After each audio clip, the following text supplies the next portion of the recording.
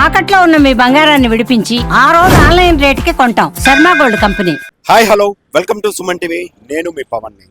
ఈరోజైతే శ్రీకాకుళంలోని నరసన్నపేట మండలంలో ఉన్నటువంటి దేవాది గ్రామంలో నిన్న జరిగినటువంటి ఒక దురదృష్టకరమైనటువంటి యాక్సిడెంట్లో చనిపోయిన విషయం తెలుసు.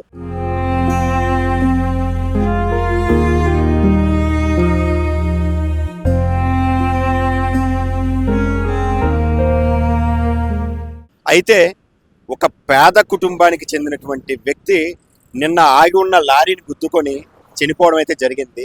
అయితే దురదృష్టమని ఎందుకన్నానంటే, చనిపోవడము ఒక యాక్సిడెంట్ అన్నది అనుకోకుండా జరిగినటువంటి పరిణామం. కాకపోతే ఒకే కుటుంబానికి 6 నెలల వ్యవధిలో ఇంటికి పెద్ద దిక్కు అయినటువంటి తల్లి తండ్రి చనిపోయి 2 చిన్నారుల్ని అనాథ చేసినటువంటి ఘటన ఒక్కసారిగా ఈ చుట్టుపక్కల గ్రామస్తులు అందరిని కూడా కలవర చేసి శోక సముద్రంలో మింగింది. 2 చిన్నారులు బలైపోయినటువంటి ఈ ఘటన ఒక్కసారిగా అందరి హృదయాన్ని కూడా కలిచివేస్తుంది.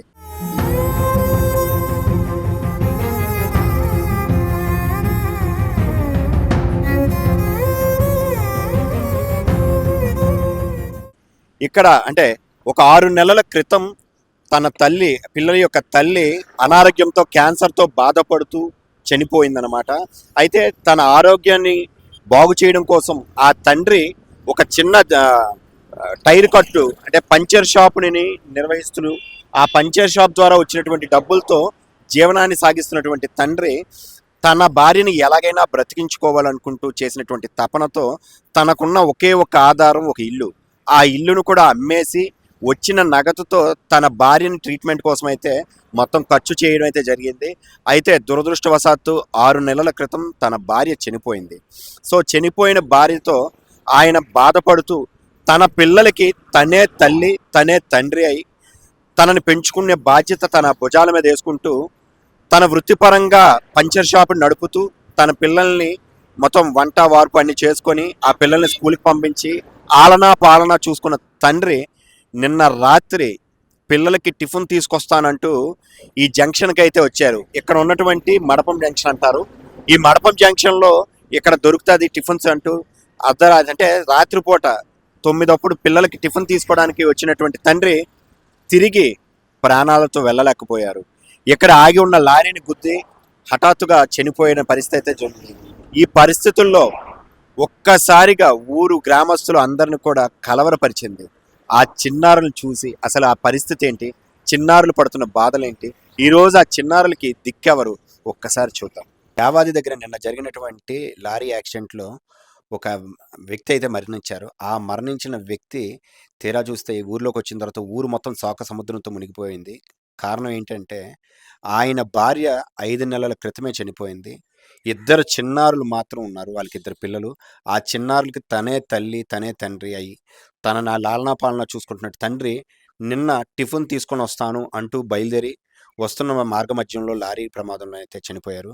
ఈరోజు ఆ 2 చిన్నారులు దిక్కులేని వాళ్ళుగా మిగిలిపోయారు. ఆ చిన్నారులతో దేవుడు ఆడిన ఆటకి ఈరోజు మొత్తం ఈ యావత్ శ్రీకాకుళమే శోక సముద్రంలో మునిగిపోయింది.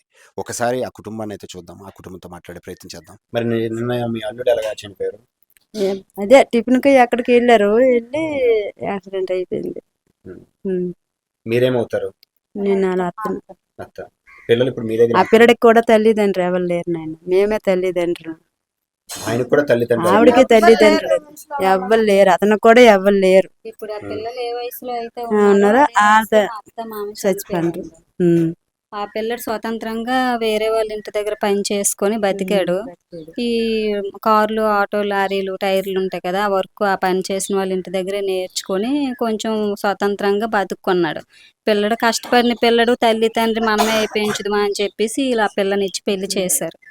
ఈలే తల్లి తండ్రి అయ్యి ఇక్కడే ఉండిపోయాడు. ఇదే నా ఊరు, ఇదే నా తల్లి తండ్రి అనుకొని ఇక్కడే ఉండిపోయాడు. మా తోటికోడలకి గత 4 సంవత్సరాల కిందట బ్లడ్ క్యాన్సర్ వచ్చింది. బ్లడ్ క్యాన్సర్ వచ్చిన నుంచి ఇంకా ట్రీట్మెంట్ పరంగా ఇవి మనకి గవర్నమెంట్ ప్రవేశపెట్టిన ఆరోగ్యశ్రీ ఇవన్నీ ఉండడం వల్ల మా సొంత డబ్బులు కొంత గవర్నమెంట్ ఈ ఊరు వాళ్ళు కొంత సహాయంతో ఇంతవరకు 4 సంవత్సరాలు కూడా ట్రీట్మెంట్ చేయించారు.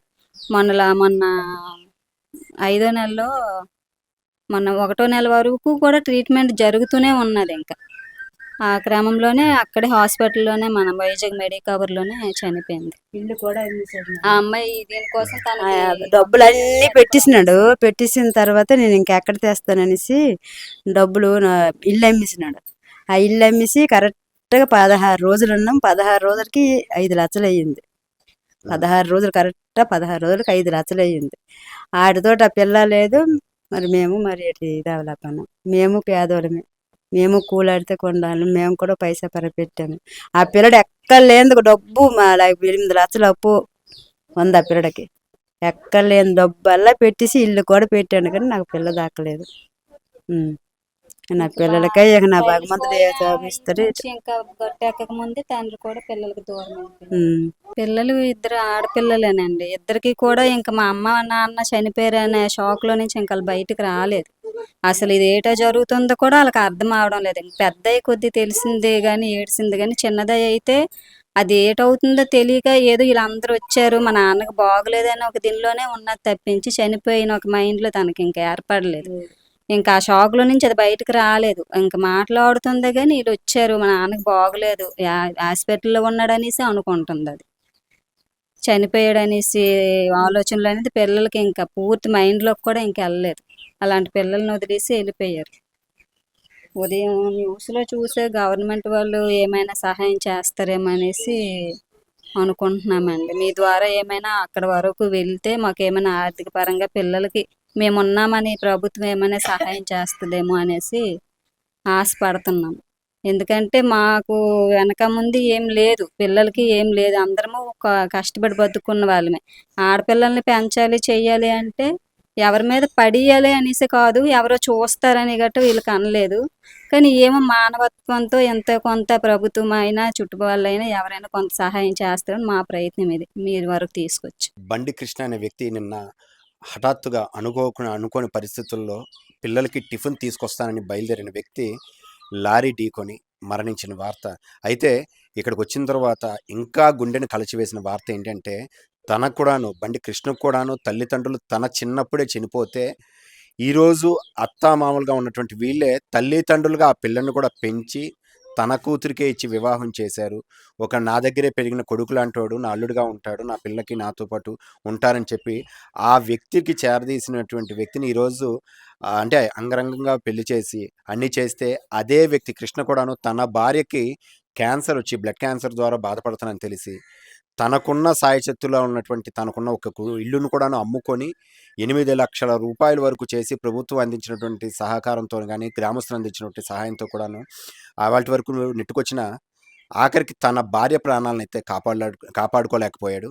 అయితే తన భార్య చనిపోయిన 5 నెలల వ్యవధిలోనే తను కూడా యాక్సిడెంట్ అయి చనిపోవడం ఒక్కసారిగా గ్రామస్తులంతాను షాక్ అయితే గురయ్యారు.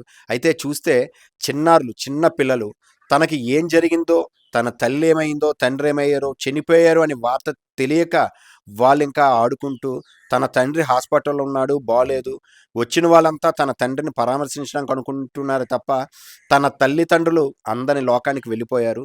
తనకి ఎప్పటికీ తీరని లోటు మిగిల్చిందనే విషయం ఇంకా చిన్నారికి తెలియదు. అయితే అసలు ఆ చిన్నారులు భవిష్యత్తు ఏమవుతుందంటూ ఆందోళన చెందుతున్నటువంటి ఆ కుటుంబాలు, వాళ్ళ అమ్మమ్మ కానీ వాళ్ళ తాలూకా పిల్లల తాలూకా చుట్టాలను చూస్తే బాధగా ఉంది.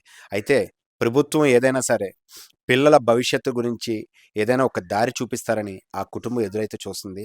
ఈ నిరుపేద కుటుంబానికి న్యాయం జరగాలని కోరుకుంటూ సెలవు తీసుకుంటున్నాను. Thank you.